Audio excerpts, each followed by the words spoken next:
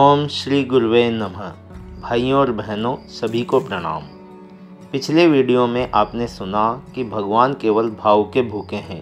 भावना पूर्वक किया गया कोई भी कार्य भक्ति का रूप हो सकता है। साधना, उपासना, जप, तप, व्रत, पूजन, कर्मकांड यदि भाव रहित हो तो ऐसी भक्ति केवल बाह्य आडंबर है।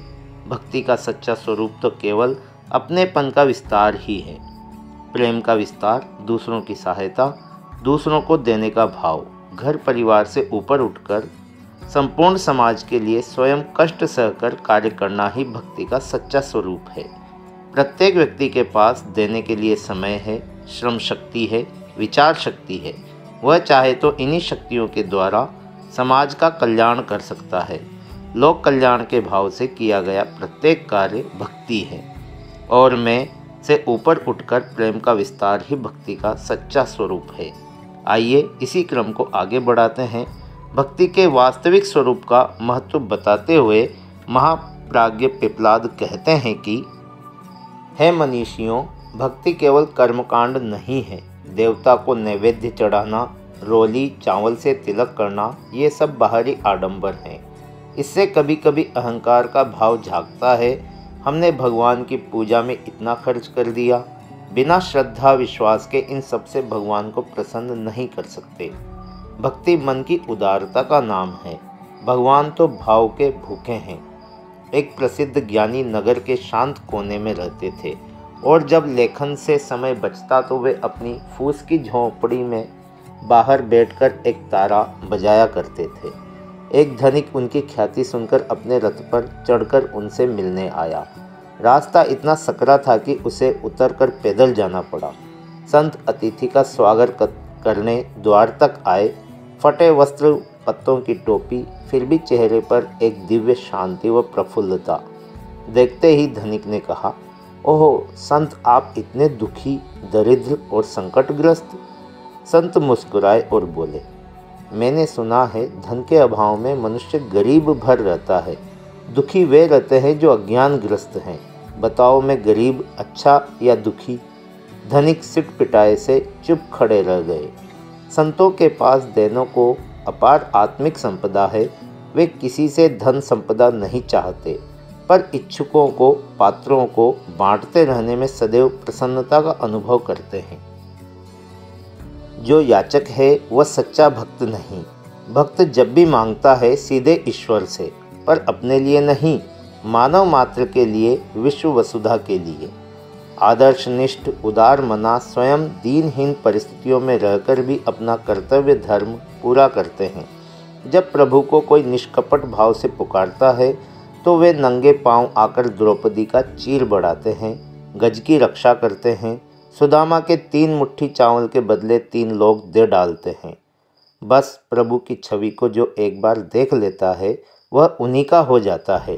उसके लिए दुनिया की सारी वस्तुएं मिट्टी के सदृश महत्वहीन हो जाती हैं। उसके हृदय में प्यार का प्याला लबालब छलकता है तो वह सांसारिक कष्टों से पीड़ित व्यक्तियों की सहायता करने निकल पड़ता है। आनंद की अनुभूति में मगन वह व्यक्ति अपने भीतर ही स्वर्ग की सुखद अनुभूति करता है। भगवान ऐसे ही भक्तों की खोज में रहते हैं। एक बार राजा शकुंत महर्षि तपोवन में गए। उन्होंने वहाँ सभी मुनियों के पैर छुए। संयोग से महर्षि विश्वामित्र रह गए। विश्वामित्र इसे अपमान जानकर बड़े ही क्रुद्ध हुए। विश्वामित्र ने अपने शिष्य महाराज राम से सारी बात कही तो राम को भी यह बात ठीक नहीं जची। राम ने प्रण किया कि आज सायंकाल तक या तो शकुंत को आपके चरणों में झुका दूंगा, अन्यथा अपना शीश आपके पैरों में चढ़ा दूंगा। राजा शकुंत को जब यह समाचार मिला तो भागकर माता अंजना के यहाँ शरण ली। माता अंजना ने उन्हें अभय दान दिया और अपने पुत्र हनुमान जी को उनकी रक्षा के लिए नियुक्त किया। श्री राम वहाँ भी पता लगाने आए। उन्होंने भक्त हनुमान जी को अंदर जाने के लिए समझाया, परंतु हनुमान जी तो माता की आज्ञा और शरणागत की रक्षा में प्रतिबद्ध थे। दोनों में घमासान युद्ध हुआ। सूर्य डूबने जा रहा था कि हनुमान जी की गदा से आहत होकर भगवान रामचंद्र भूमि पर गिर पड़े।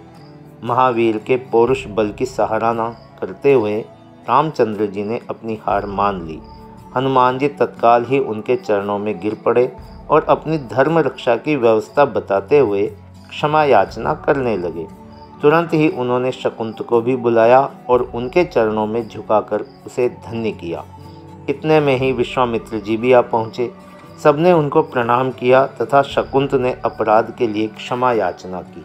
सभी ने हनुमान जी की भरसक प्रशंसा की। प्रभु भक्तों के इन्हीं गुणों पर रीझते हैं।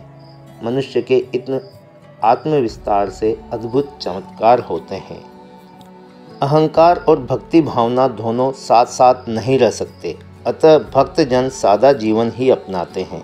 वे स्वयं न खाकर दूसरों को खिलाने में खुशी का अनुभव करते हैं, दूसरों से मांगते नहीं देने में विश्वास रखते हैं। ईश्वर चंद्र विद्यासागर तब किशोरावस्था में ही थे। उदारता पूर्वक बांटते रहने की भावना का बचपन से ही उनके हृदय में स्थान था, पर उसे पोषण मिला वात्सल्यमयी माँ से। वे एक दिन एक साथी को लेकर आए। माँ से कहा, यह फीस के पैसे न होने के कारण परीक्षा नहीं दे पा रहे हैं, क्या हम इनकी कुछ मदद कर सकते हैं? माँ ने तुरंत अपना मंगलसूत्र निकालकर दे दिया। उसे गिरवी रखकर फीस की व्यवस्था की गई। छात्र परीक्षा में बैठा, उत्तीर्ण हुआ। गिरवी रखा हुआ मंगलसूत्र लाकर उसने ईश्वर चंद्र की माँ के चरणों में रखा। ममता भरी डांट लगाते हुए वे बोली, बेटा, इसका नाम ही मंगलसूत्र है, इसलिए मंगल प्रयोजन में काम आ गया। तू इसे रख, बेचकर आगे की पढ़ाई की व्यवस्था बना। सांसारिक प्रलोभन तथा ईश्वर भक्ति एक साथ नहीं रह सकते। एक बार एक नगर सेठ अपनी गुत्थियों के समाधान में सहायता प्राप्त करने के लिए मंदिर में पहुँचे। देवता को प्रसन्न करने के लिए वे थाल भर मोती और नैवेद्य लाए थे।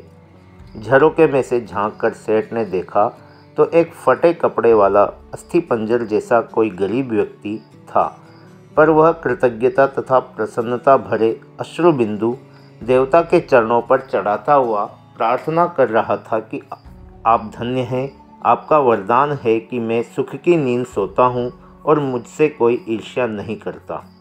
सेठ ने तब पूजा की, पर इस पूरी अवधि में सेठ की मन स्थिति हाहाकार से भरी थी। 3 बार सप्ताह में कथा और 1 घंटा नित्य कीर्तन करने पर भी मुझे सुख चैन नहीं मिल रहा है, और यह गरीब व्यक्ति अपने अकिंचन से उपहार से प्रसन्न है। ऐसा विरोधाभास क्यों? मेरी उपेक्षा क्यों और दरिद्र पर अनुग्रह किस कारण? वे अपना संदेह लेकर प्रधान याजक के पास पहुँचे।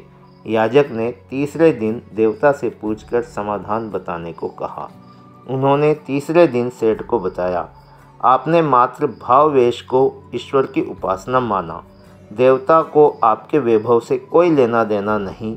उस गरीब ने ईश्वर को अपना स्वामी मानकर उन्हें अपने हृदय में स्थान दिया। उसने वह चढ़ाया जो भगवान को प्रिय था, स्नेह प्यार। बदले में उसे मिला है शांति और संतोष।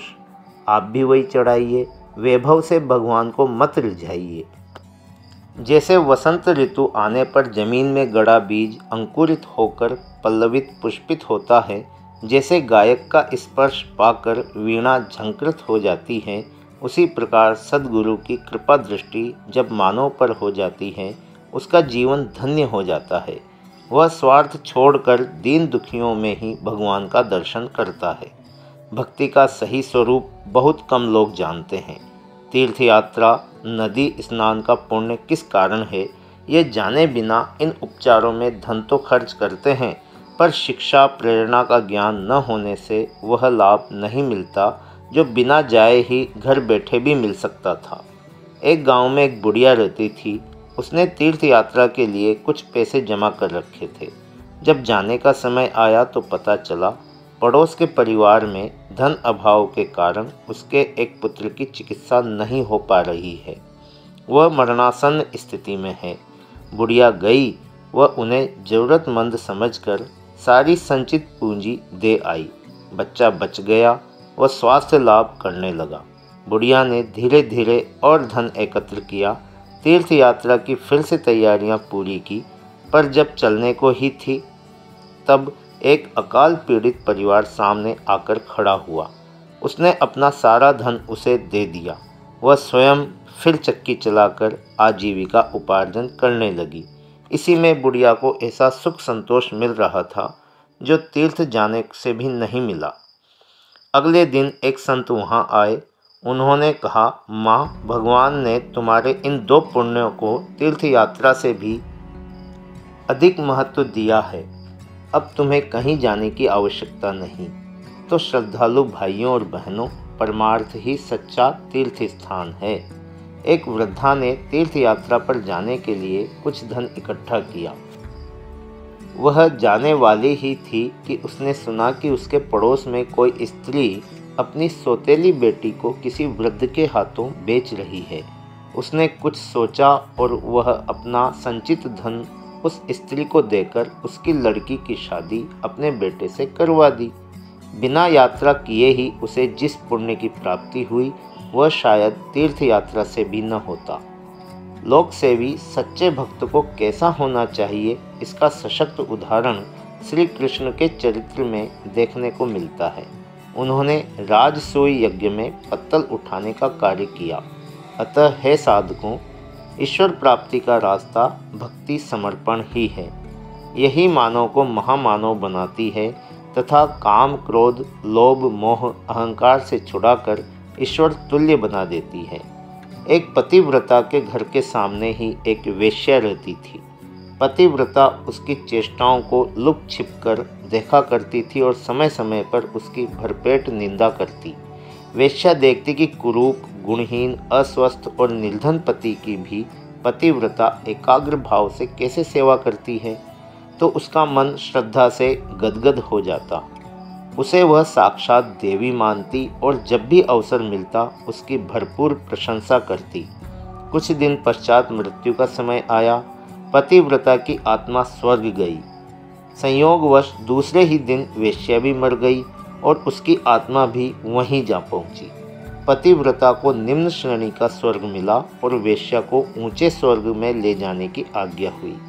इस न्याय को अनुचित बताते हुए पतिव्रता ने धर्मराज से कहा, भगवान, वेश्यावृत्ति का पाप कर्म करते हुए भी मुझे उच्च श्रेणी की सद्गति क्यों?